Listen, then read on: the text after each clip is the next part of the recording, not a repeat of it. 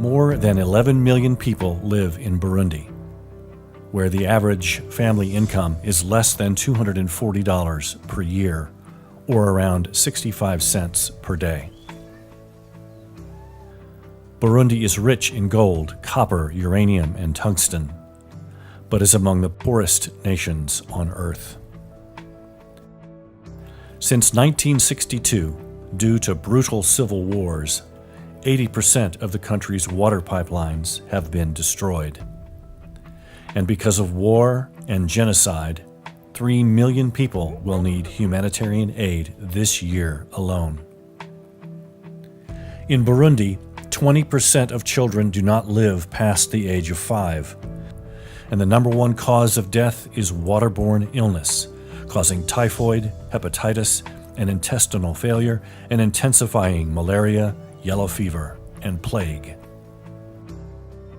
Women and children spend an average of 4 hours a day fetching water from contaminated streams and rivers more than 2 miles from their villages, and the weight of the water carried by these women and children is around 40 pounds.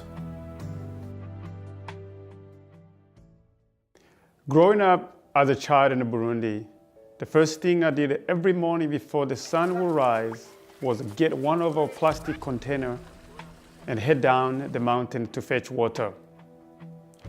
Finding the water was never a problem because there are abundance of creeks and streams, but it was always dirty and needed to be boiled.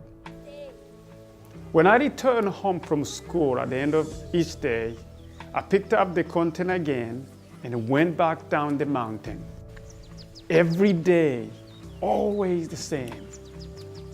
I did not take my first sip of water from a good, clean source until I was in first grade.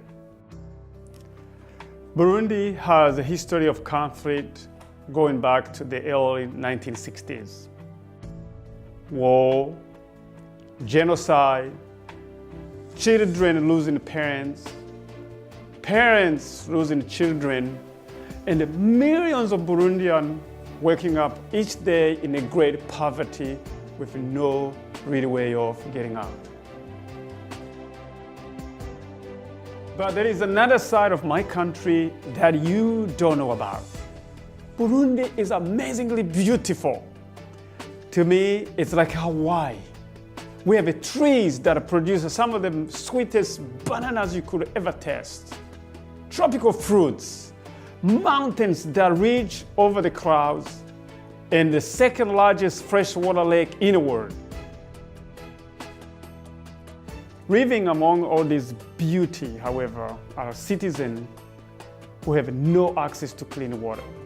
Still, to this day, villages are repeating the same pattern I did as a child, walking miles and miles on the mountains terrain to get water.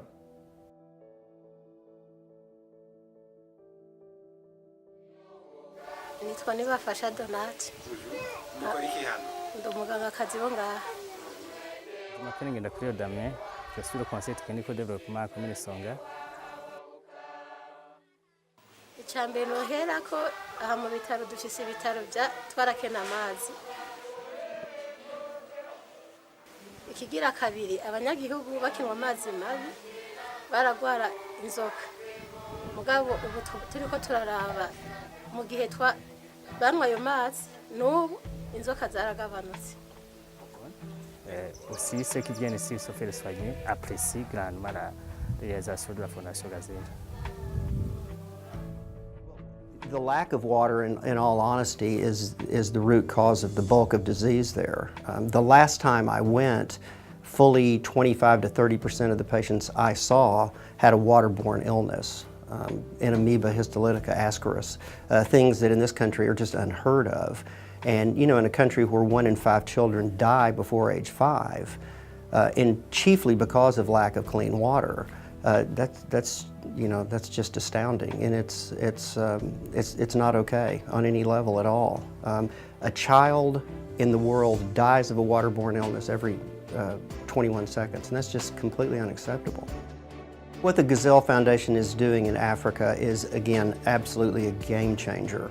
If you look at the number of people that are dying or becoming critically ill and the number of lives that clean water can save, I mean, I think my work as a physician would be unneeded in many, many ways in certain parts of that country if clean water were available. And so the work that the Gazelle Foundation is paramount in that. When we finish a water system, the immediate impact is the average distance family walks each day goes from over 4 miles to just 400 meters. Think about it. Only one lap around the track.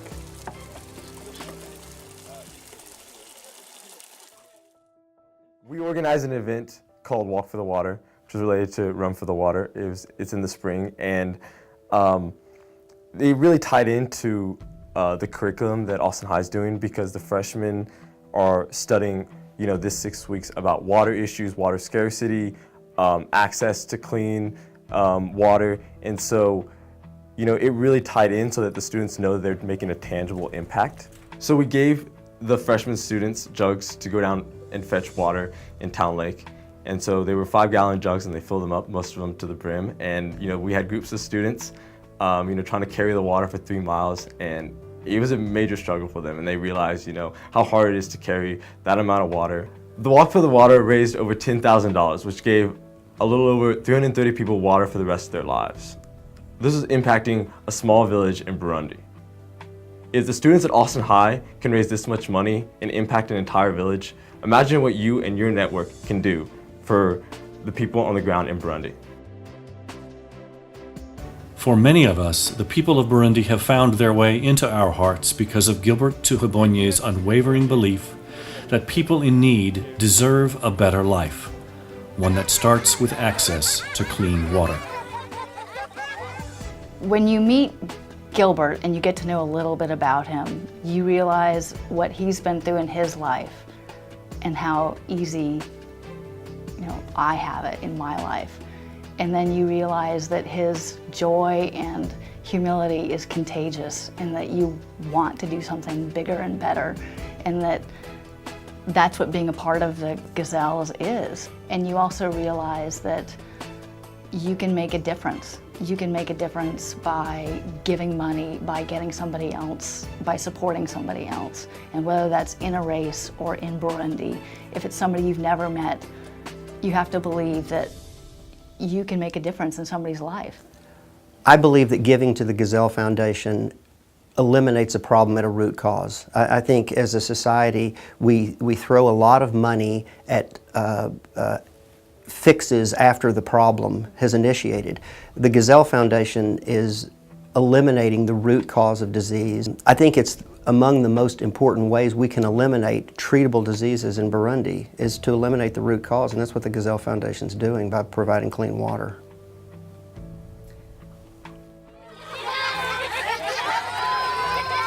With your support, the Gazelle Foundation is transforming the daily lives of the people in Burundi by funding and building water systems. This is a unifying effort that does not favor a specific tribe or group, but instead builds strong community. It helps build hope, and it helps build a future.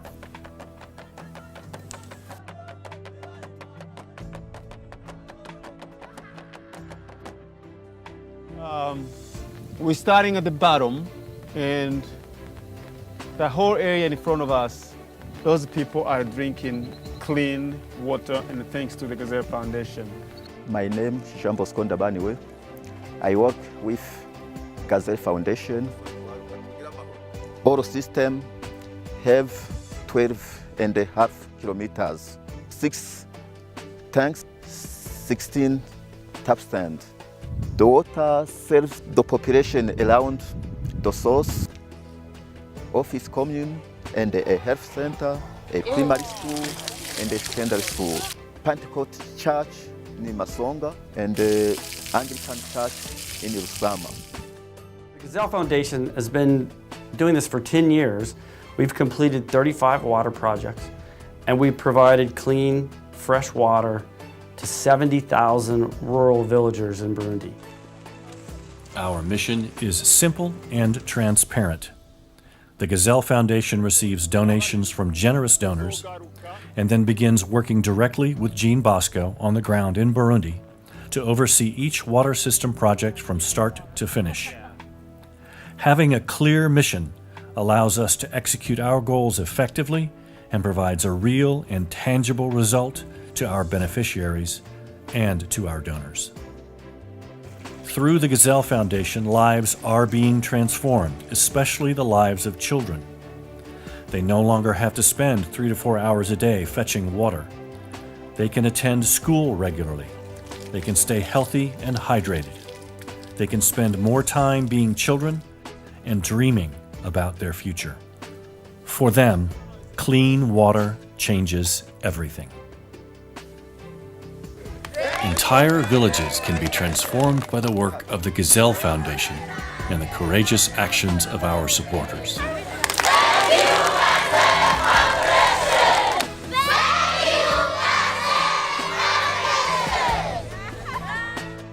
Let us all follow Gilbert's inspiration and help those who need it most.